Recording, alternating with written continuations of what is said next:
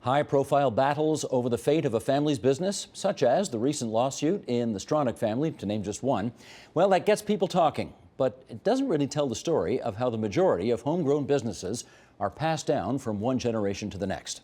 Joining us now for a look at that bigger picture, we welcome Dr. Russ Irwin. He is a psychologist and business coach.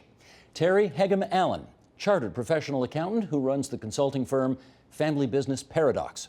Rosanna Lamanna, partner at the professional services firm Grant Thornton LLP.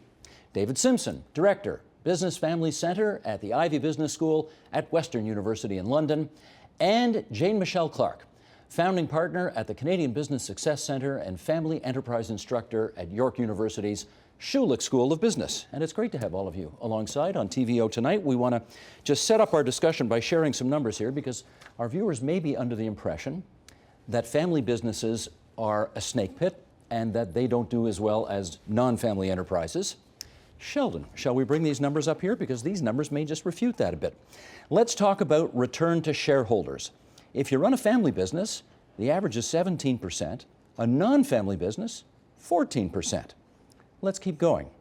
How about return to shareholders from the Paris Bourse? 76% versus 9%. Let's look again. S&P 500 from 1992 to 2002. Look at this. Return to shareholders 16% for family businesses versus 11 for non-family businesses. Revenue growth 23 versus 11. Again, family businesses more.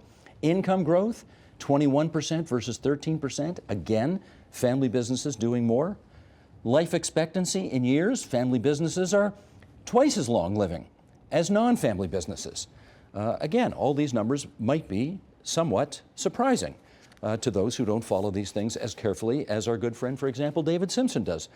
David, how do families that function properly in the business world do it? Well, first of all, I do want to dispel that rumor about we always talk about third generation, only 10% survive.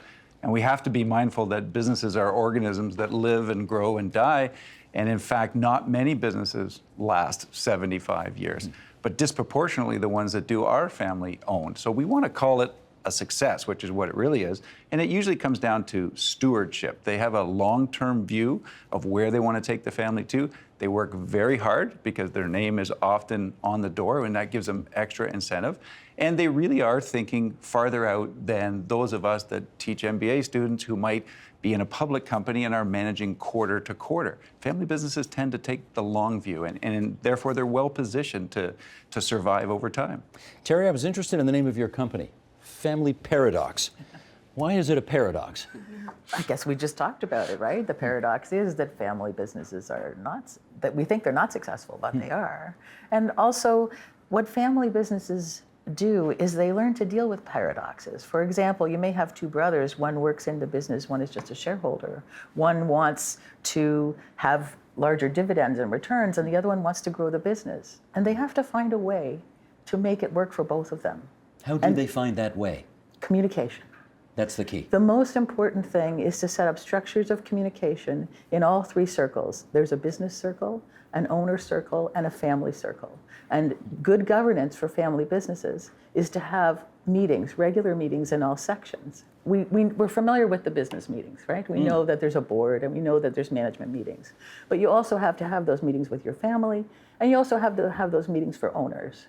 And I sent a Venn diagram to your producer, but really, if you use that tool of looking at those three circles, you'll start to understand why your family business is having challenges and how it can develop and grow. I think that three-circle model is probably the most universal family business tool. And it can be just so helpful to understand why you're having, why are those two brothers fighting? Well, one will think one is right and the other one's wrong. When they start to understand that they're in a different place in the circle. Well, we got a real-life family example here. You want to tell us about your experience, Jane Michelle? In terms of our own family business, Yeah. I was blessed. I had my dad as my best friend, my mentor, my business partner for very many years. I started off telling the people who were waiting to come in that I didn't really have a choice about whether or not I worked in my family business, but it was the very best thing that ever happened to me. What was the business? Same name of our company now, it's the Q Group. It's a marketing communications organization. We do business strategy and then help companies figure out what is their best place 5 years out on the horizon and how do you get there. And when my dad was still part of the business, we also did the marketing communications that were part of that. So in our case, my dad had a very strong sense of business integrity. And not only do you do whatever's right by your client when your name's on the door and your family reputation's at stake, but I think the founding people start to set the stage in terms of how that company will be run. And as a result, we made decisions based on integrity. So my dad was offered Rotham's at one point against his values. We turned it down, even though it would have been a nice amount of money to have had coming in the door. But that set up the stage in terms of how you deal with people. So the people with whom we worked on business were our clients. They were never suppliers or distributors, or they were always partners in terms of how we did the work. And I think that made a difference in terms of how people worked with us. Let me just do a quick follow-up here. When he turned down that lucrative business, was there any pushback from any of the other family members involved in the business? No. You were all on side? Yeah. Okay, so well, that was lucky, because if there was some pushback, well, maybe you can help us with this, Russ. The psychological ingredients that go into the successful example that was just given. Well, just to touch on what was said and what was prior said earlier about the tension within family dynamics, I think there's both a positive and a problematic tension that arises.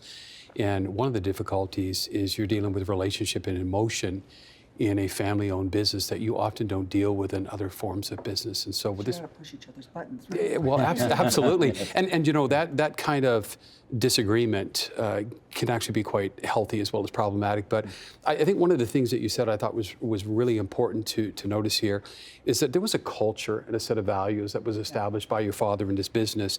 And you know, there's something about a culture that's in place and your adherence to that when you're an employee. Not to say that all employees don't necessarily adhere to a good culture, but when it's family owned, it's interesting, the term of their blood's thicker than money. It was the culture that was established, and it was a culture that was not only established in the business, but probably a culture and a set of values that was established within the family. True. And so the family brought that culture and values into the business. And so although there's disagreement, tension, and diversity, chances are that the culture and values that was established long before one walked into the business, because it was part of the family, really helped that family to succeed. And so probably somewhere within the mindset of other family members, there may or may not have been a challenging of that particular decision to not accept that money, because it not only went against the grain of the business, but it went against the grain of the family. Well, let's also, Rosanna, I mean, you help families run their businesses, so I want to get a sense about what characteristics within the family are good and positive that will enable it to work, and which aren't. Help us with that. Absolutely. So in working with a lot of family businesses, excuse me, the dynamics could be quite different. I actually just want to pick up from where Terry left off, just in terms of the circles. I think it's really important to understand where each of the family members' positions are within the family circles. Often there's a misconception that the management and the ownership are one and the same, and that's often not the case. There are instances where they can be one and the same, but sometimes there's some of that misunderstanding between those two roles and what they actually entail. And so what we find is, having some discussions around the visions and values and having some clear documented statements and policies around what that might look like really helps drive the individual family members towards the common goal to support the family business over a longer term period. If you are under the impression, though, that for a family business to work, everybody's got to be on the same page all the time. They've got to agree on everything. They've got to be so like-minded and similar. That'll never happen. Not on. Yeah. Not on. I was going to say in your example, too, you've got people who may be working in the business, but you also have people who've invested in the business and may want to have input in terms of what happens next, but they're actually not there day to day. And they're different dynamics, and people have different things they want to get out of the family business at times. And they're often businesses that have been started, because we work with a lot of family businesses, and over the years I've interviewed many for the research that I've been doing at school. And you might start a business with somebody that you really like, or a husband and wife, and the wife gets sucked into or the husband gets sucked into joining the business. But they have different goals, and their objectives and what they wanted may be a little bit different, but because they have such a strong commitment either to the family or the relationship, they're along for the ride. And that can sometimes breed other tensions if you don't set up the communication structure Rosanna, right follow away. up. What are the conditions that are right, and which are the conditions that aren't? So I think it's important to differentiate, though, between sort of personal goals versus business goals. So I think that's sort of the key differentiator that we would need to focus on, is what are the business goals that we want to strive for, and how do your personal goals fit in to that strategy. Sometimes what ends up happening in family businesses, I think the real question is treating everybody equally within the family, really being fair within the family. And that's not always the case because people have different personal goals and business goals, and trying to sort of merge the two together. Well, and David, different skill sets. So what do you do when, Yeah, I got to give that example because fair and equal, we all spend our time trying to help families understand that fair isn't necessarily equal. Accounting firms will say, you have 3 kids, a third, a third, a third. It's an easy way to divide things up, but we haven't really looked closely at, do we want them to be partners? And I had a guy correct me one time at a family conference to say, the things that I used to do if I go away on a trip and I'd come back and I have 3 daughters and I would have 3 pieces of chocolate or a candy or something from the airport as we're rushing home. He said, no, that's not what you do.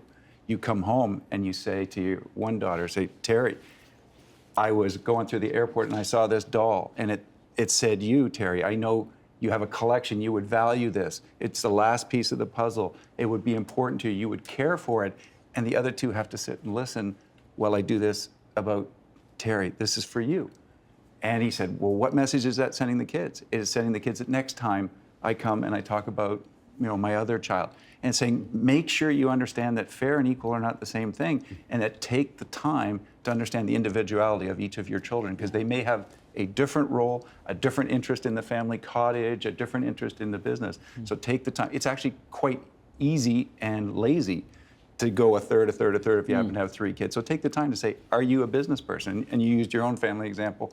You didn't necessarily want to be in a family business. So we got to understand our kids a little better. And that's extremely important in that there's really 3 dynamics involved. There's the personal, there's the professional, and there's the personality. And it's oftentimes in some family businesses, particularly in succession planning, I've seen where culture plays a role, not the culture of the company, but the culture of the family that simply says, well, I have 5 kids and John's the oldest, so technically John should take over, and John's been with me for 10 years. I worked with one particular company that had a number of children that were in senior levels of management, and they were going to follow that principle. John Doe here, being the oldest and being in this position, is obviously the candidate to do that. I said, well, let's step back for a second. And what if Susie's better than John? Or John has other things he wants to do with his life. He's got something not at all interested in the family business, but has been Shanghai. That played a huge role, but what we did in this particular situation is we did some profile testing and personality testing on each of the individuals.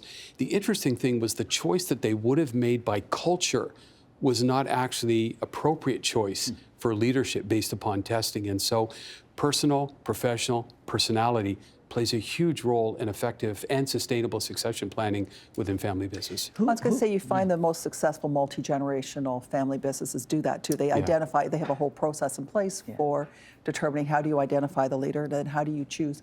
And as it gets beyond that second generation, it doesn't have to be from within the family either. They want to make sure that the best person's going to be in the best role, given the way that that organization is evolving. Is that a bit sad, though? Is it a bit sad when the best person to assume the role is actually outside the family, maybe a professional manager, as opposed to somebody who's got the bloodline? I don't think so either. I think it can be healthy, actually. I think it's really, I think it'd be healthy because we've talked a little bit about culture and values, and you have some individuals, for example, that are brought in a family business, different to the illustration that you gave, that really don't adhere to the present culture and values. There isn't that sense of ownership. There hasn't been the payment of blood, sweat, and tears to develop this company.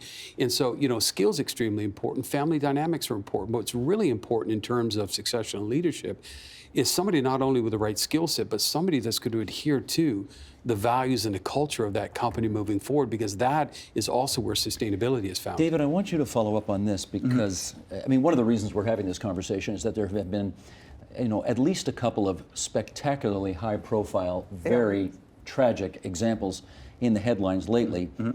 Frank Stronach, the founder of Magna, is suing his daughter, Belinda.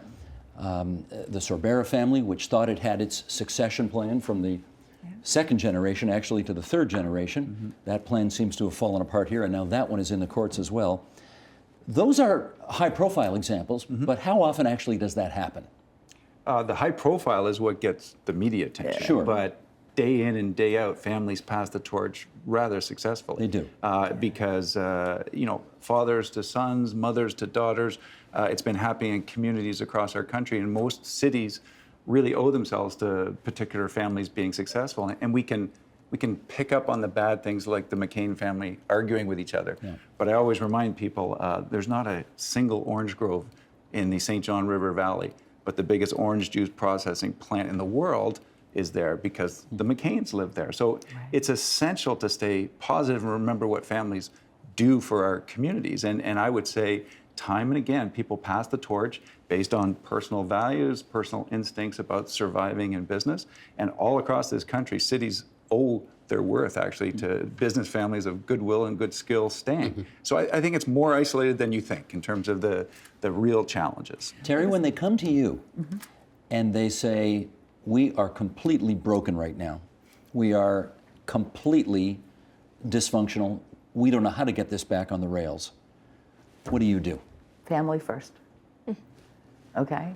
I really try and help them to focus on family, because usually what's wrong is they've been focusing exclusively on the business. The business will take it all, right? And then more if you let it. And so I teach them about family meetings, about talking about values and vision and mission and pulling back. Like for example, you know, I've had fathers call me and say, you know, can you fix my kid? And you He say doesn't what? work enough, right? And you well, say what? Dad's working 90 hours a week, and he doesn't understand why his son doesn't want to take over the business. Do you know any kids that are like 30 right now that want to work 90 hours a week? So, you know, we sit Well, down, we some talk. do. We shouldn't Well, make too many no, but- stereotypes here, but that's there's the a- issue, right? There's a lot of people that want life balance, and that's a reasonable request. So that's How often in your experience is it the founder who spent 90 hours a week building with his or her own two hands, and then he or she sees the next generation coming in, maybe a little more of an entitled life, maybe not prepared to put in those kind of long hours, maybe therefore a bit of a disappointment to the older generation? I think it really depends, and it varies family by family and business to business. I've seen both sides of the spectrum where father puts blood, sweat, and tears into the business for multiple years, and the kids have seen that and been part of that and continue to do that because they don't want to let down their father or their mother, whomever sort of driving the business. And so they've continued to do that. And in other cases, there are some where, you know, their priorities on a personal level sometimes will creep in, and they'll be like, well, I can't work these hours, and we need to sort of find a bit of better balance. I don't think it's that they don't want the will to make that company successful. I think it's just there's different pressures sort of in this day and age and different priorities sometimes that come into play, and it's finding the right balance to juggle both the business, the personal, family life. Another complexity that arises as well is it's not only that the younger generation or the next generation doesn't understand what's involved or doesn't want to step in or doesn't want to do 90 hours, or maybe they do. Sometimes the other flip side of the coin is the difficulty in the first generation actually letting go of the baton. Absolutely. And I find that's problematic in a majority of cases actually where Just you describe what that is. They don't want to let go. How does it manifest So, itself? for example, in some people, not in all cases, where you've got a particular mindset as to this is how we've always done it, you know, and they want to continue on a particular way, not recognizing that markets are changing, people are changing, technology is changing, and so you have another generation that's coming up and saying, not only do we want to adhere to the culture and the values here, however the world's changing, and these are some of the things that we'd love to introduce to help not only the company become more successful, I mean, just to even sustain what it has. And then you have that original CEO or owner saying, well, hold it a second, that's not the way we've done it here in the past or the way that we do things. And so there's problem on both parts. There's tension, but I do find for a lot of CEOs, it's very, very difficult, or owners, for them actually to fully let go. The other thing, if I might add, sometimes there's not the appropriate length of time for that process to be carried out. So it's like, well, here you go, son, the business is yours. You've worked here 5 years. Succession planning is a definite process, and it's a long one as well for it to be healthy. Jean I Michel. could say, and it often doesn't happen for a variety of reasons. So I just want to build on a couple of things that you said. In terms of the founder not being willing to let go, so there are a lot of things at play there. Sometimes their sense of self is so tied up in the business. Identity. Their identity is part of and they've been spending all their time in their business and with their family, have nothing else outside in terms of interest, so it's a little bit harder to let go. Sometimes they don't feel the next generation is ready, as you say. What we're finding more now than at any other time in history is that for the people that are working in their business, they don't have the funds necessarily to be able to leave the business. So there's a fear in terms of what happens next when I don't have that income from my retirement plan. It's my retirement Right. plan. But they don't have anything to retire to, and it's not big enough of a plan to enable them to have the lifestyle that they've become accustomed to. Can I add, though, that some real positive examples? I had a student in my class whose parents were developers here in Toronto, quite successful. And we were talking about whether you go to work for the family business. And she put up her hand in class and kind of quietly said, my dad would not allow me to work in the family business. And all the other students started to boo the dad, like, oh, mean daddy. And then she said, well, here's what he told me. He said, I really wouldn't want the other workers to think you only got this job because of your last name. And everybody kind of understood that a bit. And then she followed up and said, but then he also told me, I wouldn't want you to think you got this job because of your last name. And everybody went, oh, he actually was giving her tough love. And so we always talk about families sometimes don't know the difference of where that love should be spent. And you're saying the task of family is to raise responsible adults with high self-esteem that can function independently in their world. Task of business is to generate profits.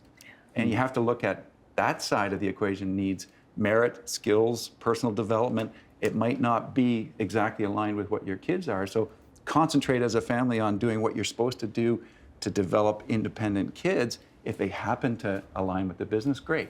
But I thought that was a very nice, tough love Let me do a story. follow-up with you here on this, because this will be a cliche, but I bet it happens all the time. Namely, the first generation, mom or dad, who sets up the business, who probably had or may have had very little education, just did it through sweat, toil, tears, etc.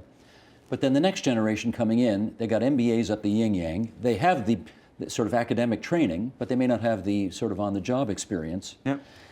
Does that work itself out reasonably well, given the two different kinds of criteria being brought to bear? Depends on the respect. So a generation may not respect that going to a school in Ontario and getting your MBA is of any particular value because that's not how they were done. But what we try and do is expose them to other families. And that's where some of the good work that people here do is say, if I'm a founder entrepreneur and I get an opportunity to talk to another founder entrepreneur who learned that going to this kind of program or having this skill set makes it more palatable to survive in the modern world, right? Grandma started a business 40 years ago. And grandma would be surprised that the biggest taxi company in the world, Uber, doesn't own any taxis. Or the biggest hotel company in the world, Airbnb, doesn't own any hotels. Right. Or the biggest media company in the world, Facebook, doesn't make any content. And at some time you have to tell grandma, it's just not your day. But if you respect the skill set that entrepreneur do, and I always have our younger generation honor the entrepreneur. If they want to keep working till they're 90, you let the entrepreneur work. That's what the entrepreneur created that business. Let them do that. Go find your own, Okay, but for every example like that, I'm going to pluck an example just out of the past here. I don't know that this actually happened, but I bet it did. Your grandfather, Timothy Eaton, would be rolling in his grave to see the way that this business has, right? I mean, there's that as well. How do you get over the legacy of the founder and Well, it's not just the legacy, though. It's also the relationships. Early, a lot of businesses existed because of the relationship that the founder had with clients, suppliers, all the different people, and it was a different way of doing business. And those relationships, you have to get to a point where the business is no longer dependent on those relationships or the founder's relationships with people. So you've got that element. You've got a different way of doing business. But if you look at all the reasons why that the next transitional phase or generational transition is not successful, having a viable business or a business no longer being viable because tech has changed or the product has not evolved to keep up with the market. That is the lowest or the smallest reason for things not succeeding. If you had to layer them up, down at the bottom is the business no longer being viable, that it's changed, that we now have people thinking differently about the business. Terry, you wanted to add something a moment ago. I was just thinking about the whole importance of dealing with the family, because the business tends to take all the attention, and we're talking all about the business. One of the things that I've done that's really simple working with people is just helping them to work on their relationship, because they're working on how to do the business well. But like even just going out for dinner with your child and working on being a parent and not a boss. You need to have boundaries. Like one of my clients, they made a rule that we were only going to talk about business stuff at the boardroom table, and we were only going to talk about family stuff at the family table. I used to work with my husband, and we were given exercises. Find times of the day not to talk about business. Set some boundaries. Set some space to be a family. Well, can I give you, Rosanna, let me give you this example here. I don't know how this worked itself out, but I do remember once upon a time, there was a family in Burlington, Ontario that made cookies. Their name was Voortman, and they had 11 kids. and they all wanted to be CEO, right? Taking over. How would you even begin to resolve the potential conflicts in all of that? Well, that's definitely a difficult situation, which I probably won't be able to answer or resolve on today's show. But where do you start when I don't know, like, I'm being a little facetious, I'm not sure that all 11 wanted to be CEO, but I bet 9 of them did. Yeah. Where do you even start? I think it's important to have the conversation with each of the family members to really understand what they're looking for and whether or not that fits strategically with where the business lies. I think sometimes there are some difficult conversations that need to be had there. A parent's got to break Right. one of his and her children's hearts, and maybe many children's hearts. Right. Right, because they can't all be CEOs Right. at the end of the day. So absolutely, you have to have some of those difficult conversations, and not always the easiest, especially to separate sort of the parenting from the management of the company. So that's sometimes difficult. What I've seen some companies do in terms of sort of their succession planning is they've actually mandated for the next generation to actually have to work outside the business for a few years before they actually are ready. Is that I'm gonna advisable? Say, you know what? I actually I had mixed feelings about it when I first heard it, because I recognized that there's certain advantages in terms of working in the company, maybe having different roles within the company, so you can see all aspects of it when you do sort of move up and become or move to a leadership role. But I actually see a lot of merit in getting some experience outside the business as well, because you learn different things, you see different things, and you really get a broader perspective on what business is all about. I'm going to get David mad at me here for a second, but I'm going to do this anyway. Oh, good. Stat board number 2, please, Mr. Director. Here we go. Yes, we do hear about these things. These are empirically provable facts, but David's going to put them into context for us. 30% of family businesses do make it to a second generation. 10 to 15% make it to the third generation. 3 to 5% make it to the fourth generation. A third of family businesses survive the transition from first to second generation ownership, but half don't survive the transition from second to third generation. Now that is a picture of trouble. You want to put it into some context? Sure. I would start by saying anyone that starts a business knows that 8 out of 10 businesses fail in the first 5 years. Whether it's family or not. Yeah, so if you're getting close to 100 years, that's an awesome success, and let's keep reminding ourselves of that. That doesn't mean we don't have to reinvent ourselves. And I would like to take your Vertman challenge there with 11 kids, because one of the great Canadian entrepreneurs, Jim Pattison, on the West Coast, many of you know he always said, "I'm not going to leave stuff to my kids." Right. And people thought, isn't that mean-spirited?